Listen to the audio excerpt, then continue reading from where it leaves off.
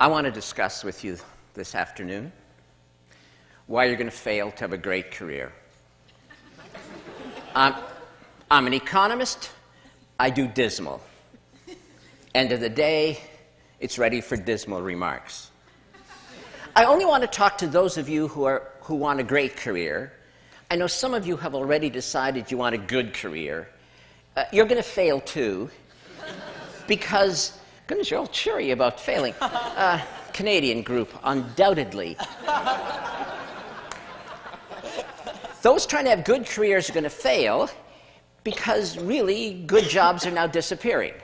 There are great jobs and great careers, and then there are the high workload, high stress, blood-sucking, soul-destroying kinds of jobs, and practically nothing in between. So the people looking for good jobs are going to fail. I want to talk about those looking for great jobs, great careers, and why you're going to fail. First reason is that no matter how many times people tell you, if you want a great career, you have to pursue your passion, you have to pursue your dreams, you have to pursue the greatest fascination in your life. You hear it again and again, and then you decide not to do it. It doesn't matter how many times you download Stephen Jay's Stanford commencement address, you still look at it and decide not to do it. I'm not quite sure why you decide not to do it. You're too lazy to do it, it's too hard, you're afraid if you look for your passion and don't find it, you'll feel like you're an idiot. So then you make excuses about why you're not going to look for your passion. And they are excuses, ladies and gentlemen. We're going to go through a whole long list. Your creativity and thinking of excuses not to do what you really need to do if you want to have a great career. So for example, one of your great excuses is, well, great careers are really and truly, for most people, just a matter of luck. So I'm going to stand around, I'm going to try to be lucky, and if I'm lucky, I'll have a great career. If not, I'll have a good career. But a good career is an impossibility, so that's not going to work. Then your other excuse is, yes, there are special people who pursue their passions, but they are geniuses. They are Stephen Jay. I'm not a genius. When I was 5, I thought I was a genius, but my professors have beaten that idea out of my head long since. And now I know I am completely competent. Now you see, if this was 1950, being completely competent, that would have given you a great career. But guess what? This is almost 2012, and saying to the world, I am totally, completely competent, is damning yourself with the faintest of praise. And then, of course, another excuse. Well, I would do this, but, well, after all, I'm not weird. Everybody knows that people who pursue their passions are somewhat obsessive, a little strange. Okay, you know, a fine line between madness and genius. I'm not weird. I've read Stephen Jay's biography. Oh, my goodness. I'm not that person. I am nice. I am normal. I'm a nice, normal person, and nice, normal people don't have passion.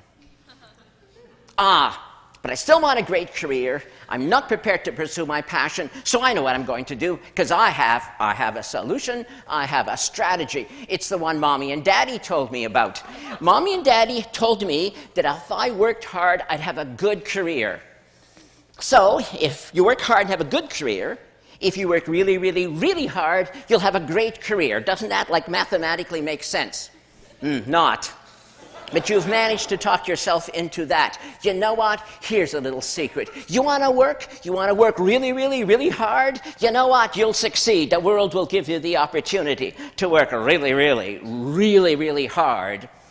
But are you so sure that that's going to give you a great career when all the evidence is to the contrary? So let's deal with those of you who are trying to find your passion. You actually understand that you really had better do it. Never mind the excuses. You're trying to find your passion, and you're so happy. You found something you're interested in. I have an interest. I have an interest. You tell me. You say, I have an interest. I say, that's wonderful. And what are you trying to tell me? Well, I have an interest. I say, do you have a passion? I have an interest, you say. Your interest is compared to what? Well, I'm interested in this. And what about the rest of humanity's activities? I'm not interested in them. You've looked at them all, have you? No, not exactly. Passion is your greatest love. Passion is the thing that will help you create the highest expression of your talent. Passion, interest, it's not the same thing. Are you really going to go to your sweetie and say, marry me? You are interesting.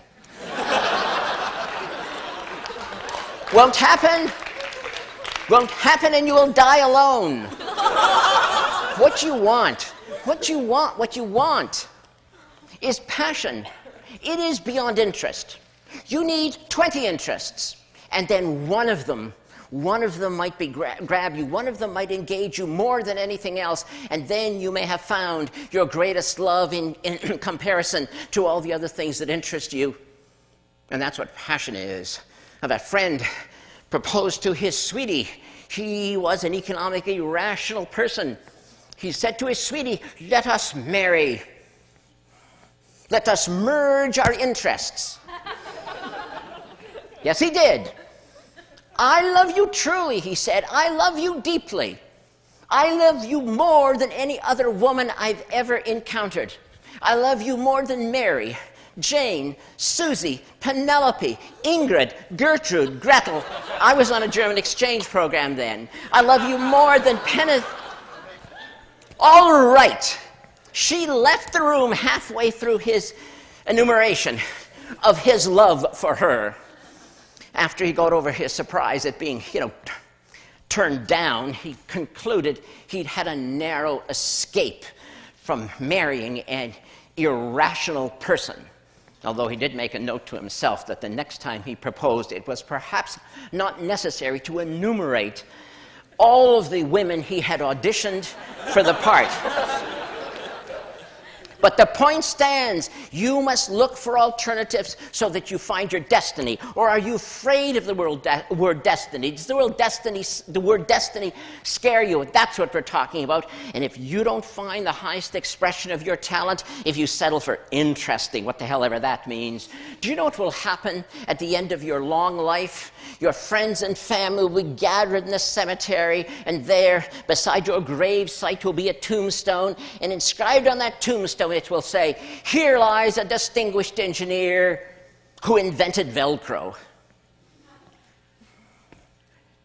But what that tombstone should have said in an alternative lifetime, what it should have said if it was your highest expression of talent, was, "Here lies the last Nobel laureate in physics, who formulated the grand unified field theory and demonstrated the practicality of warp drive."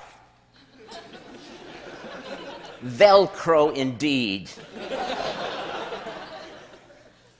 One was a great career.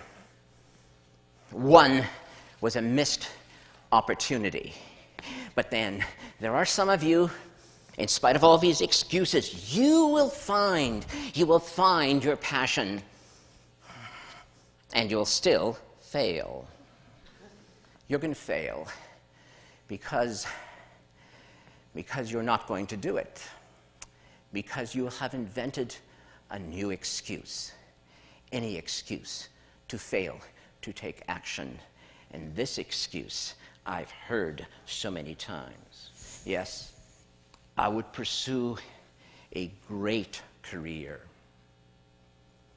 but a value.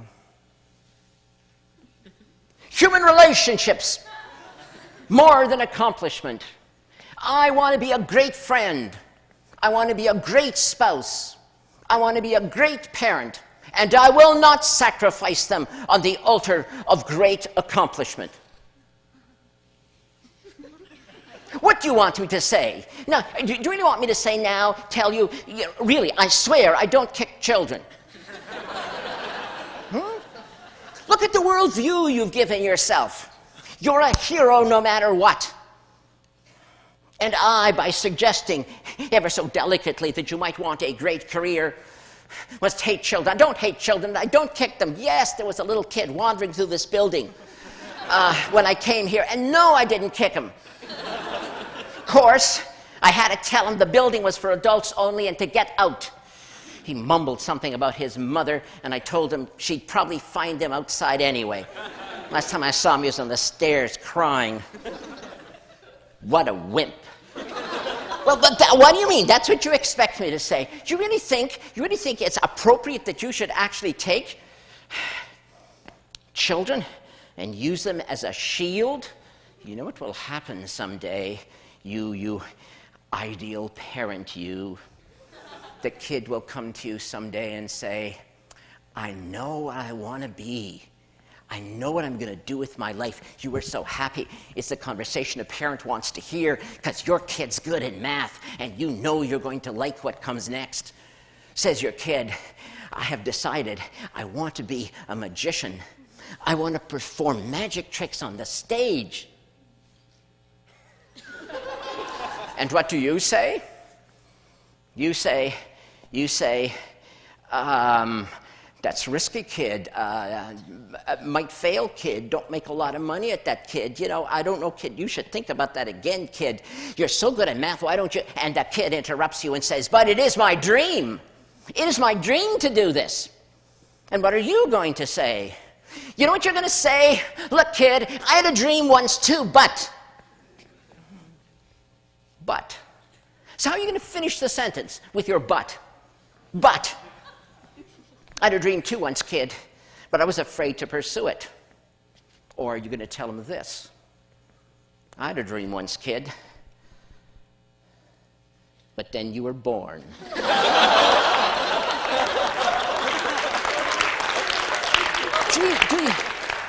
Do you really want to use your family? Do you really ever want to look at your spouse and your kid and see your jailers? There was something you could have said to your kid when he or she said, I have a dream. You could have said, looked the kid in the face and said, go for it, kid. Just like I did. But you won't be able to say that because you didn't. So you can't.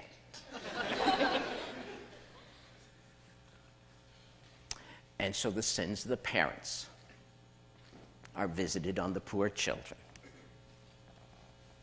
Why will you seek refuge in human relationships as your excuse not to find and pursue your passion? You know why.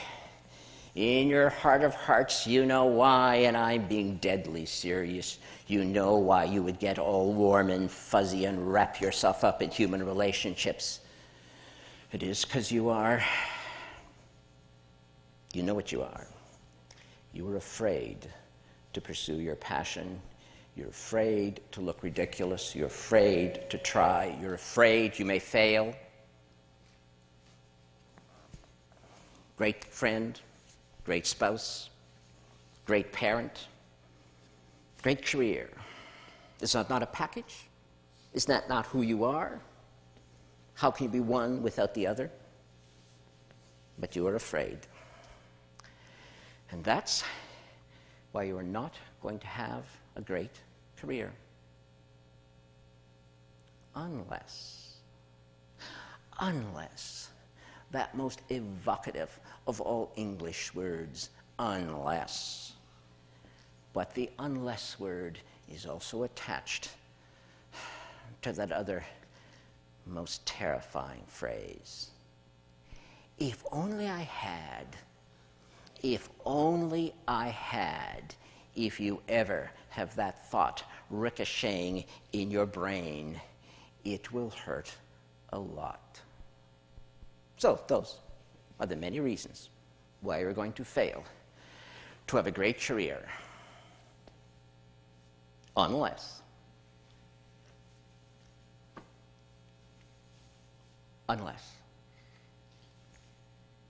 Thank you.